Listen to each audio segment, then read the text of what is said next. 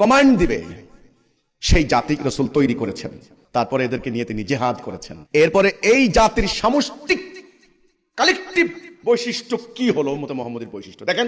1 number লোহার মতো ঐক্য, 2 নাম্বার পিঁপড়ার মতো শৃঙ্খলা, 3 নাম্বার মালায়েকের মতো আনুগত্য, 4 নাম্বার শহীদ হওয়ার জন্য পাগল পারা, শাহাদাতের প্রেরণা তামান্না। তারা জানে শহীদ হলে সর্বশ্রেষ্ঠ পুরস্কার। এরা পিঠ দেখাইতে শিখে নাই, পিছপা হতে শিখে নাই। 3 জন 30 জনের উপর আক্রমণ চালিয়েছে, 30 জন 3000-এর উপর আক্রমণ চালিয়েছে। মুতার যুদ্ধে 3000 2 লক্ষের উপর আক্রমণ চালিয়েছে। ইয়ারমুকের যুদ্ধে 30,000 খালিদ ইবনে ওয়ালিদ 2.5 লক্ষ রোমান সৈন্যের উপর আক্রমণ চালিয়েছে। পিছপা হয় না এই আর্মি। দুনিয়ার একটা মাত্র আর্মি সারেন্ডার করতে জানে না। একটা মাত্র আর্মি আল্লাহ কোরআনে বলেছেন সন্ধির প্রস্তাব করবে না। উম্মতে মুহাম্মদের সন্ধির প্রস্তাব করবে না, পালাবে না, পিঠ দেখাবে না। কারণ আল্লাহ বলেছেন পিঠ দেখাইলেই তোমার উপর গজব পড়বে। এই আর্মি ভূমধ্য সাগরের পাড়ে চলে গেছে, এই আর্মি চলে গেছে আটলান্টিকের তীরে।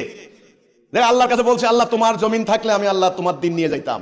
এই আর্মি রোমান সেনাপতির সামনে দাঁড়িয়ে বলেছেন তোমরা দুনিয়াকে যেমন ভালোবাসো আমরা আখিরাতকে তেমন ভালোবাসি। দুনিয়াতে আমরা কিছু চাই না, এক প্রস্ত কাপড় আর এক মুঠো ভাত, আর কিচ্ছু চাই না। পরকালে আমাদের সব। আমরা শহীদ হতে চাই। আমাদের প্রত্যেক নারী পুরুষ সারা রাত আল্লাহর কাছে তাহাজ্জুদ পড়ে দোয়া করে আল্লাহ আমার আগামী দিন তুমি আমাকে শহীদ করো।